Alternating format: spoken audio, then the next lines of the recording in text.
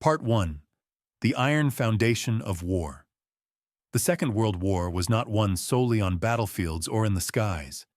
It was won on iron rails stretching across continents, carrying the lifeblood of modern warfare: troops, tanks, ammunition, food, and fuel. While generals drew battle plans and politicians forged alliances, it was the unglamorous work of railway engineers, dispatchers, and track workers that determined whether armies could fight or starve. The difference between victory and defeat often came down to whether a railway bridge stood or fell, whether a locomotive could be repaired or had to be abandoned, whether supplies reached the front in days or weeks.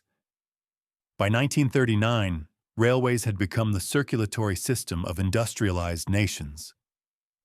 Germany's Deutsche Reichsbahn operated over 68,000 kilometers of track, connecting every major city, industrial center, and military installation in the Reich.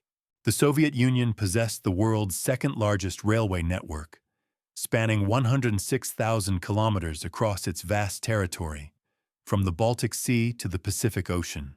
Britain's dense railway web, built during the Victorian era, connected every major city and port with remarkable efficiency. France boasted one of Europe's most sophisticated railway systems, radiating outward from Paris like spokes on a wheel. The United States operated the world's largest railway network, with over 400,000 kilometers of track, serving a continental economy.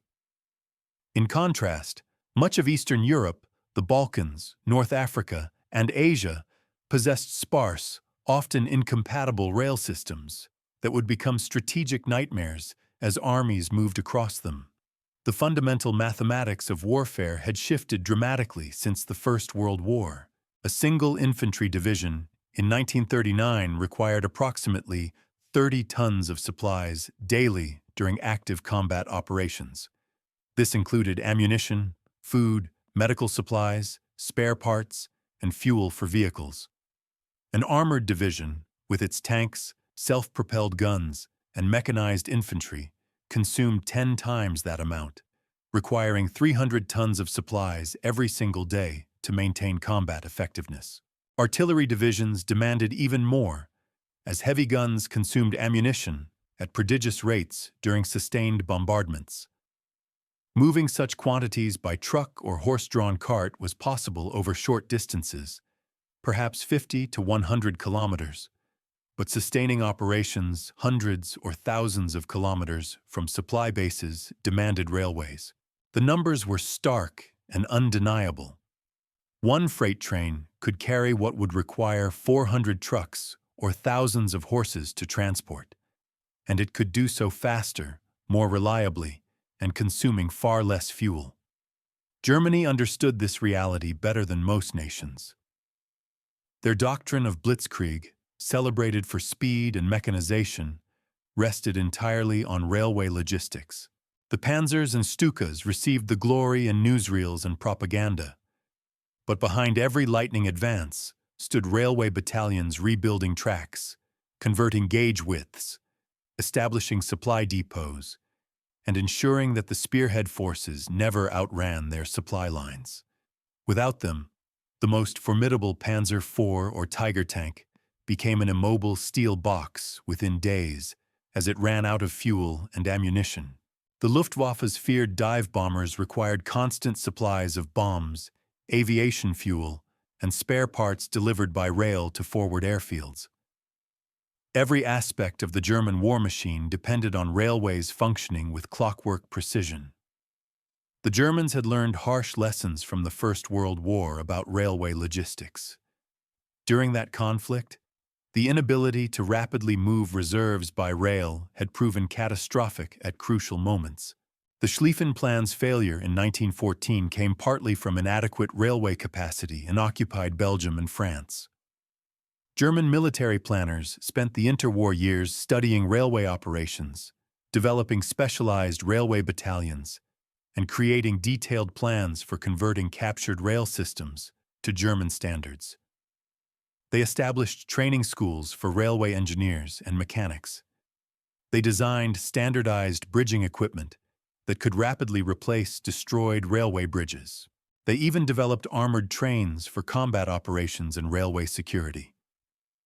The German military possessed dedicated Eisenbahnpionier, railway pioneer units, trained specifically for military railway operations. These units could assess damaged tracks, calculate repair times, and execute reconstructions with impressive speed. They carried specialized equipment, rail straighteners, portable cranes, emergency bridging materials, and tools for converting track gauge. Each army group included railway operating units that could take over captured rail systems and integrate them into German logistics networks. This organizational sophistication reflected Germany's understanding that modern warfare was as much about logistics as combat. Railway technology itself had advanced significantly since 1918. Locomotives were more powerful and reliable. Freight cars carried heavier loads. Railway signals and communication systems improved coordination and safety. Centralized traffic control allowed dispatchers to manage complex networks more efficiently. Yet these advances also increased complexity and vulnerability.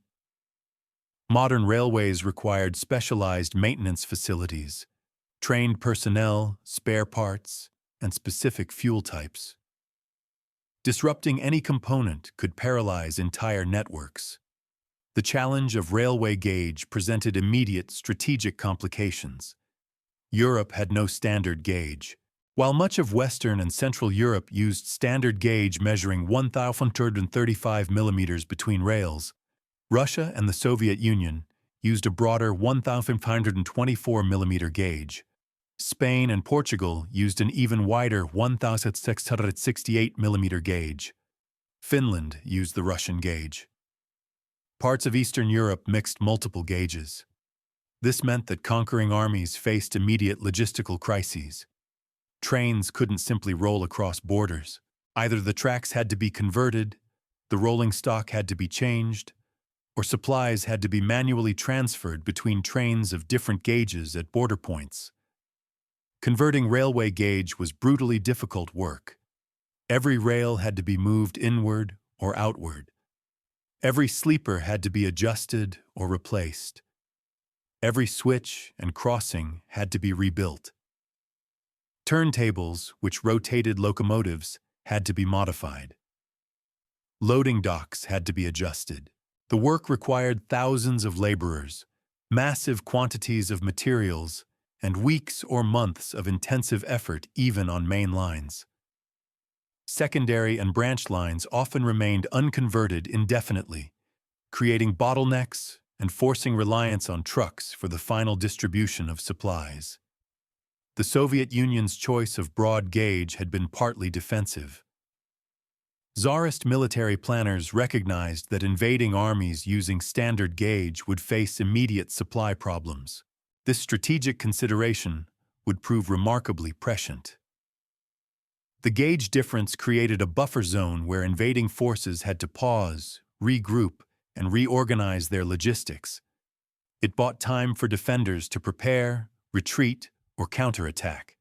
It turned the railway system itself into a defensive weapon. Railway capacity also depended heavily on infrastructure beyond the tracks themselves. Water towers supplied steam locomotives. Coaling stations provided fuel. Repair shops maintained rolling stock. Signal systems prevented collisions. Telegraph and telephone lines coordinated traffic. Marshaling yards sorted freight cars and assembled trains. Destroying any of these supporting elements could paralyze railways as effectively as tearing up tracks. Consequently, railways became prime targets for sabotage, partisan attacks, and aerial bombardment. The vulnerability of railways created new military doctrines.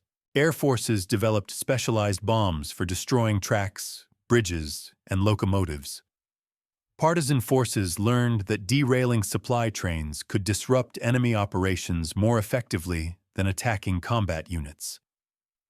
Engineers on both sides developed elaborate techniques for demolishing railways during retreats and reconstructing them during advances.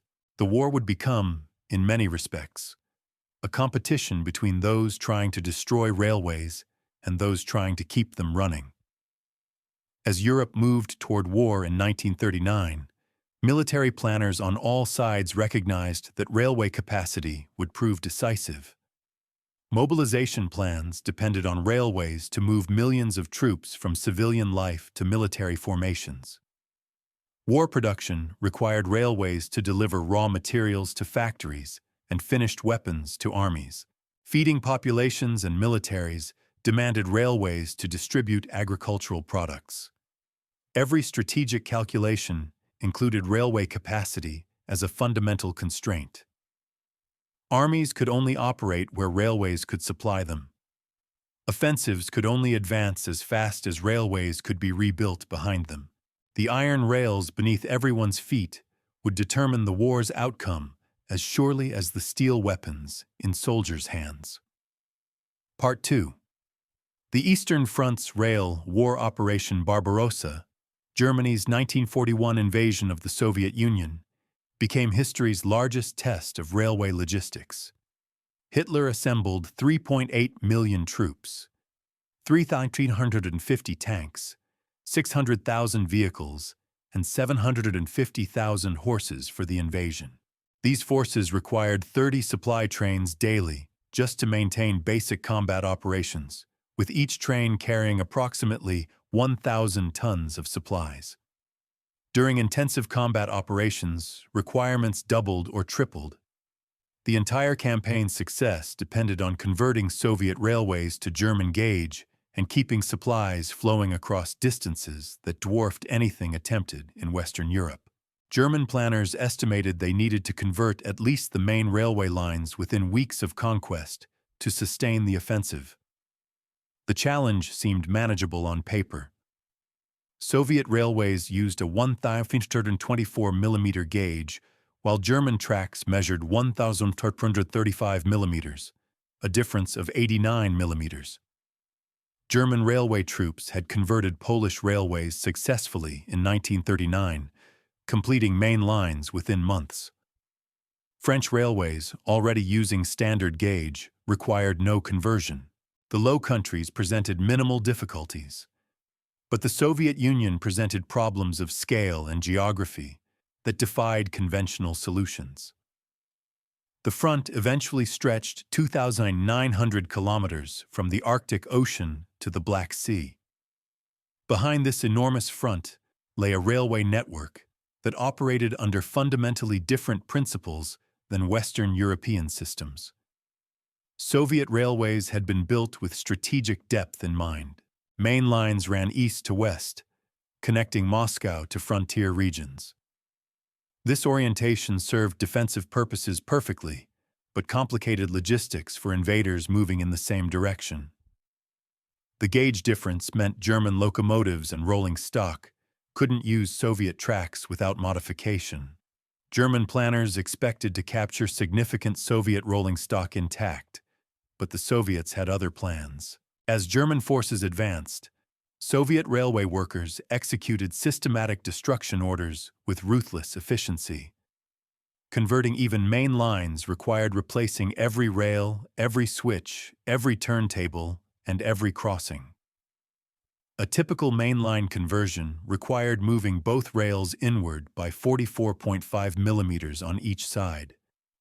This demanded removing spikes, shifting rails, respiking them in new positions, and testing the alignment. Curves required especially careful work to maintain safe speeds. Switches and crossings had to be completely rebuilt since they involved multiple rails intersecting at precise angles. The work proceeded slowly even under ideal conditions. Under combat conditions, with partisan attacks, aerial bombardment, and harsh weather, progress became agonizingly slow.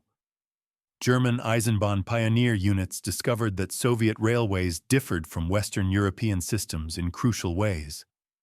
Soviet tracks used heavier rails designed for harsh weather conditions. The spacing of sleepers followed different standards. Bridges had been engineered for Soviet loading gauges and axle weights. Signal systems operated on unfamiliar principles. Even when tracks were converted to standard gauge, the entire support infrastructure remained Soviet in design and operation. German railway operators struggled with unfamiliar equipment and procedures. Secondary lines remained unconverted indefinitely, creating catastrophic bottlenecks that strangled German logistics. A supply train might travel from Germany to Poland on German gauge, reach a converted main line into Soviet territory, then find itself unable to reach forward supply depots because branch lines remained unconverted. Supplies had to be transferred to trucks or wagons for the final journey, consuming precious fuel and time. Each transfer point became a vulnerability where supplies accumulated, creating targets for Soviet bombers and partisan raids. Soviet defenders understood their railways' strategic value with crystalline clarity. As they retreated during the summer and fall of 1941, they destroyed everything connected to railway operations. Locomotives were driven into rivers or blown up. Rolling stock was either evacuated eastward or destroyed in place. Stations became infernos. Bridges were blown with such thoroughness that repairing them proved harder than building new ones. Water towers, essential for steam locomotives, were demolished. Repair shops with their specialized machinery were burned or dynamited. Signal equipment vanished. Telegraph lines were cut and removed. The Soviets didn't merely blow up tracks. They developed techniques to make reconstruction as difficult as possible. They heated rails until glowing red, then wrapped them around trees, creating twisted metal sculptures locals called Stalin's hairpins. These couldn't be straightened and reused, forcing Germans to bring in completely new rails. They destroyed specialized track maintenance equipment that couldn't be easily replaced. They demolished locomotive repair facilities containing irreplaceable machine tools. They poisoned water supplies at stations. They planted mines under track beds set to detonate days or weeks after repairs, killing railway workers and destroying reconstructed sections. Where complete destruction proved impossible due to rapid German advances, the Soviets executed perhaps the war's greatest logistical achievement: the wholesale evacuation of industrial facilities to the Urals and Siberia. Between July and November 1941, Soviet railways evacuated over 1,500 factories, along with their machinery and workers. Entire industrial complexes were disassembled, loaded onto trains, and shipped thousands of kilometers eastward. The Kharkov tank factory, one of the Soviet Union's largest, was relocated to the Urals in just 6 weeks. Railway workers accomplished this while simultaneously supporting military operations, evacuating civilians, and conducting demolitions. This evacuation removed any possibility of Germany capturing Soviet industrial capacity intact. The factories that fell into German hands were empty shells stripped of useful equipment. More critically, the railways that accomplished this evacuation demonstrated their resilience under catastrophic conditions. Soviet railway workers operated under air attack, with inadequate food and shelter, in brutal weather conditions, yet moved millions of tons of industrial equipment across continental distances. The same railways that evacuated factories then brought troops from Siberia westward to defend Moscow. By December 1941, German forces stood within sight of Moscow's spires, close enough that soldiers could see the Kremlin towers through binoculars. Yet their logistics had collapsed completely. Supply trains could deliver materials only as far as Minsk or Smolensk, still hundreds of kilometers behind the front lines. The railway gap represented more than distance. It represented the difference between a functioning military force and an armed mob. Trucks and horses struggled through autumn mud that swallowed vehicles and winter snow that froze men and animals. Fuel shortages immobilized units. Ammunition ran short, forcing artillery to ration shells. Food supplies dwindled to near-starvation levels. Winter uniforms sat in Warsaw warehouses, while soldiers froze in summer uniforms, suffering horrific frostbite casualties. The Wehrmacht's operational capability disintegrated not from Soviet counterattacks, but from broken supply chains. Panzer divisions sat immobile for lack of fuel. Artillery fell silent for lack of shells. Soldiers weakened from hunger and cold. Medical supplies ran out, turning minor wounds into fatal infections. The vaunted German military machine ground to a halt, not because it was defeated in battle, but because it couldn't be supplied. Railway troops worked desperately to extend converted lines forward, but they couldn't work fast enough to close the gap between railheads and combat units. Soviet railways, meanwhile, operated on familiar gauge with winter-hardened equipment and experienced personnel. Soviet locomotives were designed for extreme cold. Rolling stock could handle harsh conditions. Railway workers knew how to maintain operations in temperatures that would paralyze Western European systems. While German supply trains struggled to reach Smolensk, Soviet supply trains delivered reinforcements directly to Moscow's outskirts. The contrast became decisive during the winter counteroffensive that drove German forces back from the capital. The railway gap became a military chasm that Germany never successfully closed. Throughout 1942 and 1943, as fighting continued across the Eastern Front, German logistics remained perpetually overstretched. Every offensive pushed further beyond reliable railway supply. Every Soviet counterattack disrupted newly established supply lines. Partisan forces, operating behind German lines with Soviet support, made railway operations increasingly dangerous and difficult. They derailed trains, blew up bridges, ambushed repair crews, and destroyed supply dumps. German railway casualties mounted steadily. Railway troops, originally considered support personnel, found themselves fighting partisan ambushes and defending reconstruction sites. The Reichsbahn had to divert combat troops to railway security duties, pulling soldiers from frontline units to guard tracks and trains. This created a vicious cycle where fewer combat troops necessitated longer supply lines, requiring more railway capacity, demanding more security forces. The Railway War became a strategic quagmire that consumed German resources without yielding sustainable solutions. By 1943, the strategic initiative on the Eastern Front had shifted irreversibly. Soviet railways, rebuilt and reinforced, supported massive offensives that drove steadily westward. German railways, overstretched and undermaintained, struggled to support even defensive operations.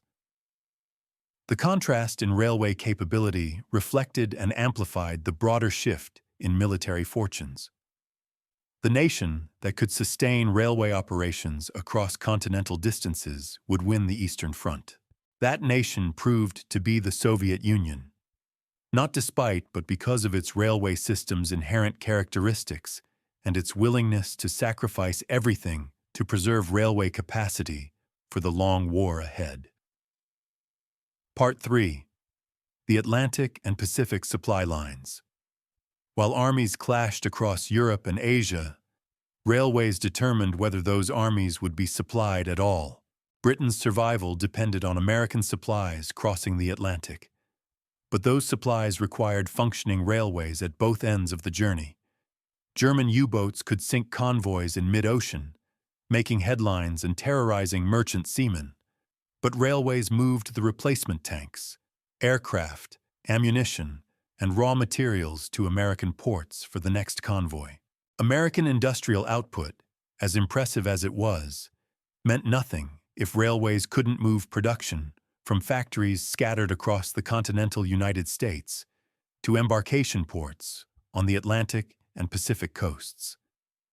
The same held true in reverse. Supplies arriving in British ports were useless unless railways could distribute them to air bases, army camps, and naval facilities throughout the United Kingdom.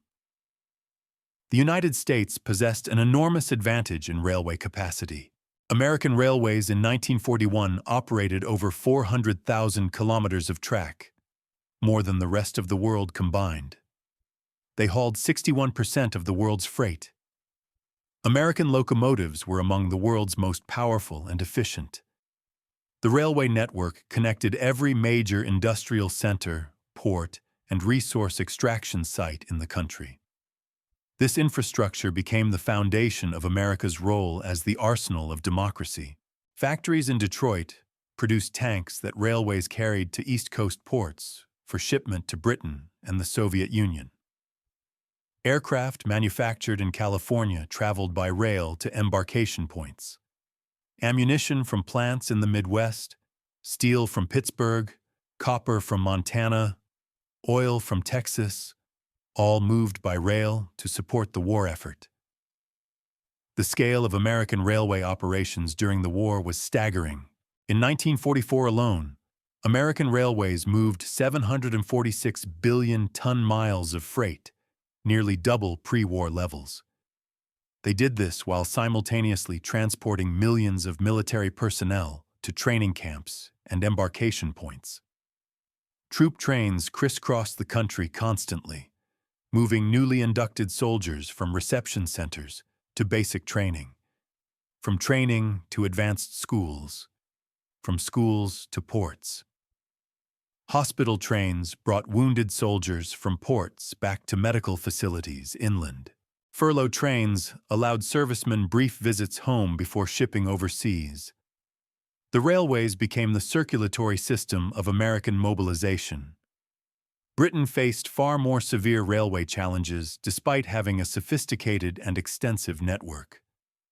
The island nation's railways had been built primarily for domestic passenger and freight service, not for the massive military logistics demands of total war. British railways operated under constant threat of German bombing.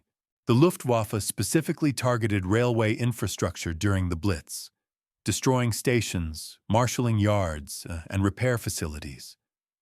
Railway workers became frontline personnel, repairing bomb damage under threat of renewed attacks, keeping trains running through air raids, and maintaining service despite casualties and destruction.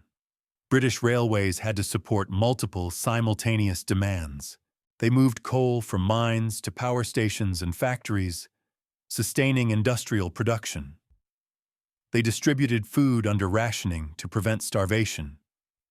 They transported workers to factories and military personnel to bases. They handled incoming war materials from American convoys, moving tanks, aircraft, vehicles, and supplies from ports to depots and military installations. As American forces arrived in Britain preparing for the invasion of Europe, British railways had to accommodate an additional burden: moving and supplying an entire American army on British soil. The build-up to D-Day created unprecedented railway demands.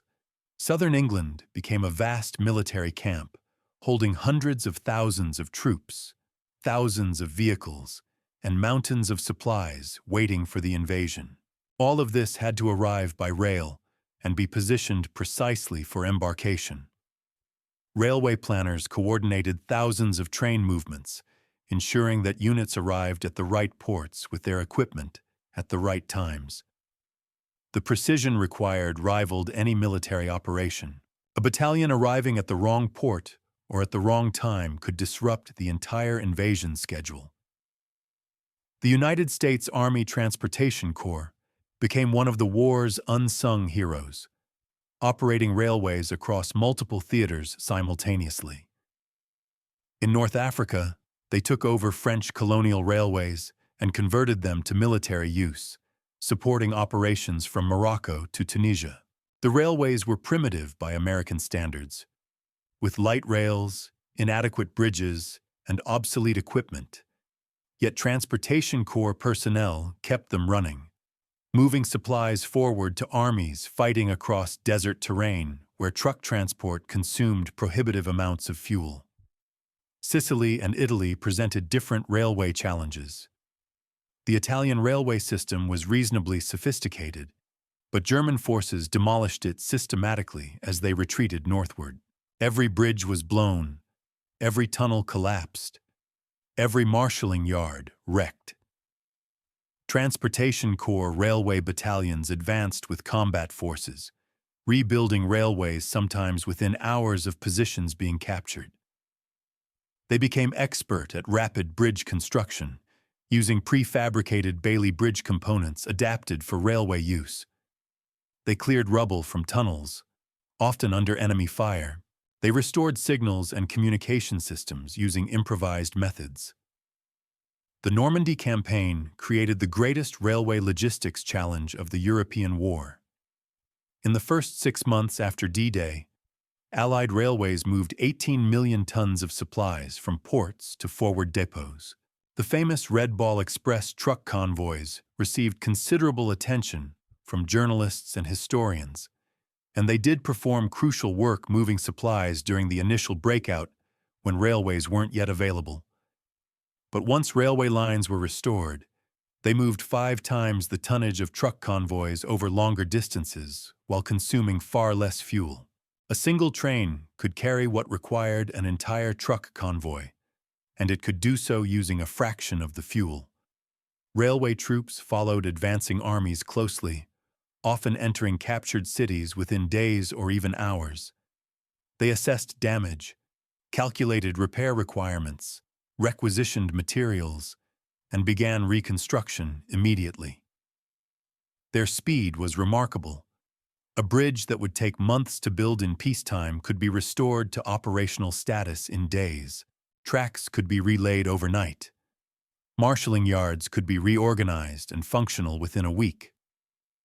This rapid railway reconstruction allowed Allied armies to maintain their offensive momentum across France and into Germany.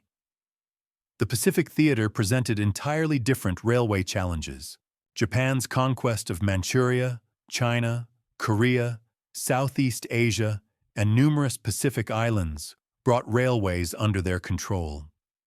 But these systems used different gauges, standards, and equipment, reflecting the colonial powers that had built them. Japanese railways used a 1067 millimeter gauge. Chinese railways mixed standard gauge and meter gauge depending on who built them. Southeast Asian railways built by British, French, and Dutch colonial authorities each followed different standards. Korea used standard gauge. Manchuria used a combination of Russian broad gauge and standard gauge. Japan attempted to integrate these disparate systems into a coherent supply network to support their enormous empire, but never succeeded. The gauge differences alone created insurmountable bottlenecks. Transfer points where supplies had to be moved between different gauge systems became chronic choke points. The railways themselves were often in poor condition, built to minimal colonial standards with inadequate bridges and light rails unsuitable for heavy military traffic. Maintenance had been neglected before the war and became nearly impossible during it as spare parts and skilled workers grew scarce. American submarines decimated Japanese shipping, sinking tankers, freighters, and transport ships at an accelerating rate as the war progressed. By 1944, Japan's maritime supply lines were effectively severed. But even intact ships couldn't compensate for inadequate rail infrastructure throughout Japan's empire. Resources from conquered territories couldn't reach Japanese ports in sufficient quantities. Raw materials that did arrive in Japan couldn't be distributed efficiently to factories. Finished weapons couldn't reach troops scattered across thousands of kilometers. The railway inadequacies amplified the submarine blockade's effects, creating a logistics catastrophe that strangled Japan's war economy. The Burma Railway, built by Japanese forces using Allied prisoners of war and Asian laborers under conditions of horrific brutality, demonstrated both railways' strategic importance and the limits of coercion. Japan desperately needed a supply line to Burma that bypassed submarine-threatened sea routes around the Malay Peninsula. The railway's 415 kilometers connected Bangkok, Thailand to Rangoon, Burma through mountainous jungle terrain. Construction began in June 1942 with an impossibly ambitious completion deadline driven by military necessity. The human cost was appalling. Approximately 12,000 Allied prisoners and somewhere between 80,000 and 100,000 Asian laborers died during construction from overwork, starvation, disease, and brutal treatment. Men worked in tropical heat and monsoon rains without adequate food, medicine, or shelter. They built bridges over rivers, cut through solid rock, and laid track through terrain that defeated previous survey attempts. Cholera, dysentery, malaria, and tropical ulcers killed workers faster than Japanese guards could replace them. Yet the railway was completed in October 1943, a testament to human endurance under inhuman conditions. Despite this immense sacrifice, the Burma Railway never achieved its strategic objectives. The single-track line through mountainous terrain could carry only limited tonnage. Monsoons regularly washed out sections, requiring constant repairs. Allied bombing damaged bridges and tracks faster than they could be repaired. The railway's actual supply contribution fell far short of projections.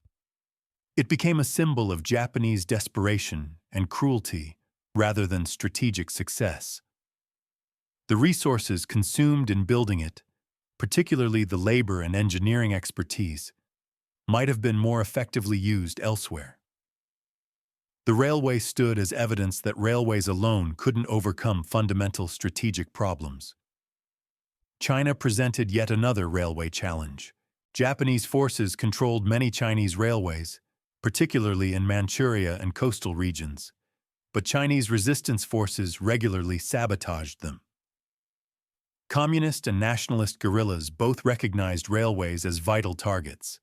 They tore up tracks, destroyed bridges, ambushed trains, and killed Japanese railway personnel. Japan had to divert substantial combat forces to railway security duties, tying down troops in static defensive roles when they were desperately needed elsewhere. The Railway War in China never made headlines, but consumed Japanese resources and manpower throughout the conflict. By 1945, the contrast in railway capabilities between the Allies and Axis powers had become decisive. Allied railways supported simultaneous offensives across multiple continents. American railways sustained global supply chains. British railways supported the final campaigns in Europe. Soviet railways backed the massive offensives driving toward Berlin. German railways operated under constant bombardment, barely functioning. Japanese railways couldn't support forces scattered across the Pacific.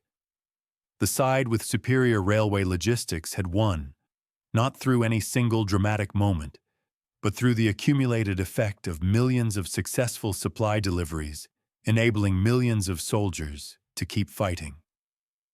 Part 4. The Final Judgment of Steel Rails. As the war entered its final phase beginning in 1944, railway capacity determined each nation's staying power more decisively than any other single factor. Germany's Deutsche Reichsbahn, once Europe's most efficient and sophisticated railway system, operated under constant Allied bombardment that grew more intense and accurate with each passing month. American and British bombers targeted marshaling yards, bridges, tunnels, repair facilities, and locomotives with devastating precision, guided by intelligence and aerial reconnaissance. By late 1944, German industrial production remained surprisingly substantial despite years of bombing, with factories continuing to produce tanks, aircraft, and ammunition in significant quantities. Yet these products increasingly sat in factories or in scattered depots because railways couldn't move them to where they were needed. Tanks without fuel, ammunition without guns to fire it, food without means of distribution, all rendered useless by severed rail connections that could no longer be repaired as fast as they were destroyed. The Allied combined bomber offensive had spent years debating target priorities. Should bombers focus on German cities to break civilian morale? Should they target specific industries like ball-bearing factories? Should they concentrate on oil refineries to deny Germany fuel? Each strategy had advocates and each achieved some success, but none proved decisively effective in stopping German war production. The transportation plan, focusing systematically on railways and transportation infrastructure, proved devastatingly effective once implemented with full force in preparation for D-Day and maintained thereafter. The mathematics of attacking railways favored the attackers in ways that targeting factories did not. Destroying a locomotive factory might take months of German production offline, but Germany could potentially disperse locomotive production, stockpile reserves, or capture locomotives from occupied territories. Destroying a marshaling yard, a major bridge, or a tunnel paralyzed everything that locomotives might otherwise haul. A single destroyed bridge over a major river could block dozens of rail lines simultaneously. A wrecked marshaling yard prevented trains from being assembled and routed efficiently. Destroyed repair facilities meant damaged locomotives couldn't be fixed and had to be abandoned. Railway attacks also exploited a fundamental vulnerability in the German system.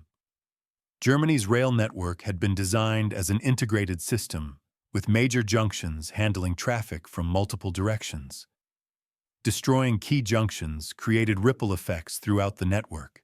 Wrecking the marshaling yards at Hamm, for example, disrupted traffic across the entire Ruhr industrial region. Bombing the railway bridge at Remagen affected supplies to the entire Western Front. Each successful attack forced German traffic onto alternate routes, creating congestion that slowed everything even on undamaged tracks. By D-Day in June 1944, French railways operated at barely 30% of capacity, a reduction achieved through systematic bombing of key facilities over several months. This prevented German reinforcements from reaching Normandy quickly enough to affect the invasion's outcome. Panzer divisions in southern France received orders to move north immediately after the invasion began, but they took weeks to arrive because they couldn't use railways and had to drive hundreds of kilometers on roads while under constant air attack. Divisions that should have reached Normandy in days instead arrived in weeks, and arrived exhausted, short of fuel, and without much of their heavy equipment. The destruction of French railways before D-Day created tragic civilian casualties, a cost that Allied commanders accepted as necessary, but that left lasting scars. Marshalling yards sat in or near cities. Bombing them killed French civilians who lived nearby.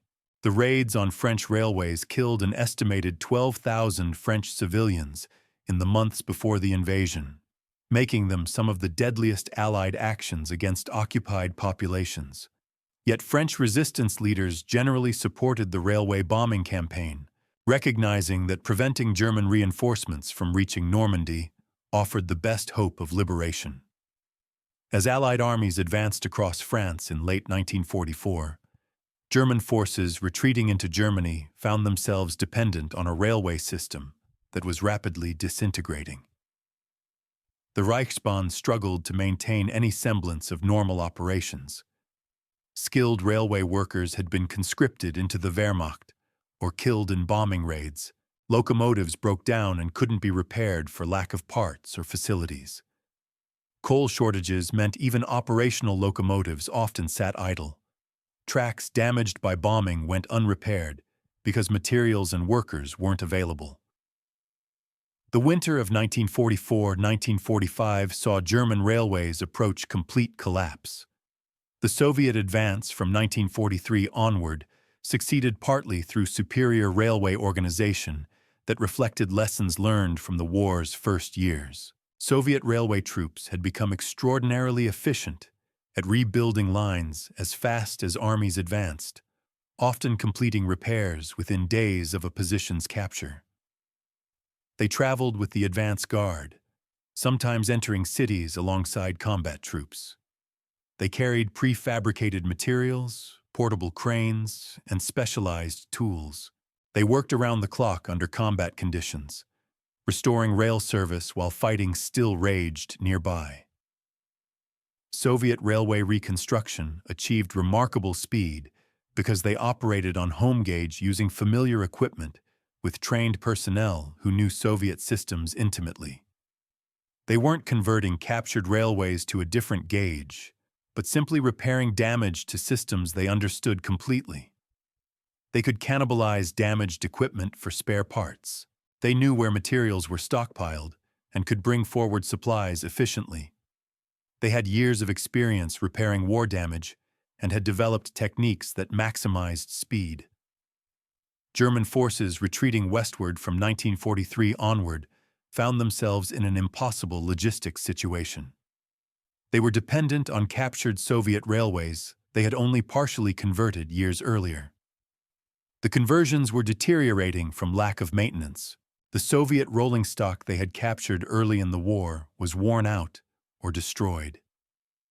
German locomotives and cars sent east were stranded on converted tracks and couldn't easily return to Germany.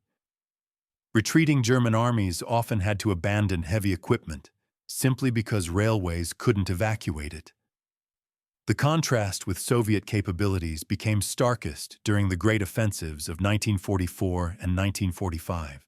Operation Bagration in June 1944 saw Soviet forces advance 600 kilometers in 5 weeks, destroying German Army Group Center. This advance was possible only because Soviet railways kept pace, bringing forward supplies and reinforcements while evacuating wounded. German forces couldn't establish stable defensive lines, partly because their supplies couldn't reach them reliably. Soviet artillery fired massive bombardments because ammunition trains arrived regularly. Soviet tank armies maintained their momentum because fuel and spare parts reached them. The railway differential translated directly into combat power differential. In the Pacific, American submarine warfare had combined with inadequate railways to strangle Japan's war economy completely by 1945. Raw materials from conquered territories, even from areas Japan still controlled, couldn't reach Japanese factories in sufficient quantities. Rubber from Malaya, oil from the Dutch East Indies, rice from Indochina, all became increasingly unavailable as transport collapsed. The Japanese home islands railways, targeted by American bombers in the final months of the war, ceased functioning as a coherent network. Precision bombing destroyed specific bottlenecks that paralyzed entire regions. The bombing of Japanese railways in 1945 reflected techniques perfected in Europe. American planners identified key tunnels, bridges, and marshaling yards, whose destruction would create maximum disruption. They targeted repair facilities to prevent quick restoration of service. They attacked locomotive works to eliminate Japan's ability to replace destroyed engines. By August 1945, Japanese railways were operating at perhaps 25% of peacetime capacity. Food couldn't reach cities. Coal couldn't reach power plants. Finished weapons couldn't reach ports for shipment to defending forces. Japan's surrender came from multiple causes working in combination. The atomic bombs on Hiroshima and Nagasaki demonstrated American willingness to use devastating new weapons. The Soviet declaration of war and invasion of Manchuria eliminated any hope of a negotiated settlement. But underlying these dramatic events was an economy that had ceased to function. An economy whose circulatory system of railways had been severed beyond repair. Japan couldn't continue fighting because it couldn't move food, fuel, or weapons where they needed to go. Germany's final collapse followed a similar pattern. The Rhine crossings in early 1945 succeeded partly because German defenders couldn't receive adequate supplies or reinforcements. Railway bridges over the Rhine had been systematically destroyed. The Ludendorff Bridge at Remagen, captured intact by American forces in March 1945, became famous precisely because it was the only Rhine railway bridge still standing. Its capture allowed Allied forces to pour supplies across the river until the damaged bridge finally collapsed.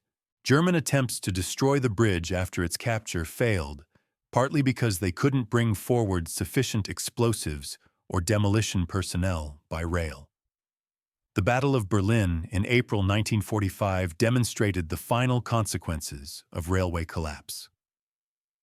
German defenders fought desperately, but were constantly short of ammunition, food, and fuel. Reinforcements couldn't reach the city. Civilians couldn't be evacuated. The city's own railways had been wrecked by bombing and shelling. Soviet forces, by contrast, maintained efficient supply lines all the way from their logistics bases hundreds of kilometers to the east. Their artillery fired massive bombardments because ammunition trains arrived regularly. Their troops were fed adequately because supply trains reached forward depots reliably. The Second World War demonstrated conclusively that modern industrial warfare demanded functioning railways above almost all else. Brave soldiers, brilliant generals, advanced weapons, all became irrelevant without the mundane infrastructure to supply them. Railways decided which nations could sustain multi-year campaigns across continental distances. They determined whether factories could receive raw materials and deliver finished weapons. They made the difference between armies that fought and armies that starved, between air forces that flew and air forces grounded for lack of fuel, between industrial economies that produced and industrial economies that collapsed. When historians calculate what decided World War II, they traditionally count divisions, aircraft, naval vessels, and industrial capacity. They analyze battles, campaigns, and strategic decisions. They debate the impact of intelligence, technology, and leadership. All of these factors mattered, and each deserves careful study. But underlying all these factors ran steel rails, the unglamorous foundation upon which everything else rested. The winners possessed not just the strength to fight, but the railways to sustain that fight across years and continents. That capacity, more than any single battle or weapon, decided the war's outcome.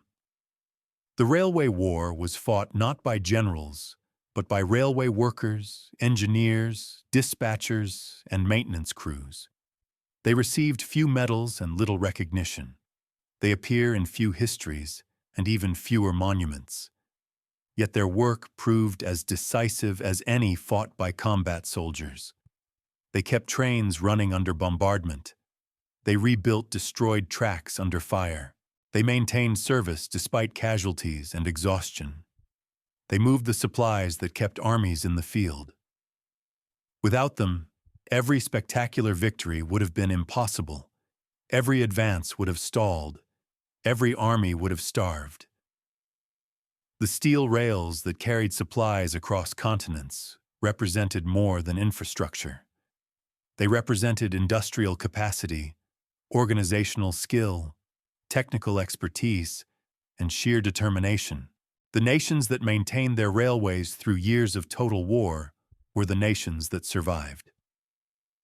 The nations whose railways collapsed lost, regardless of how bravely their soldiers fought or how clever their generals proved.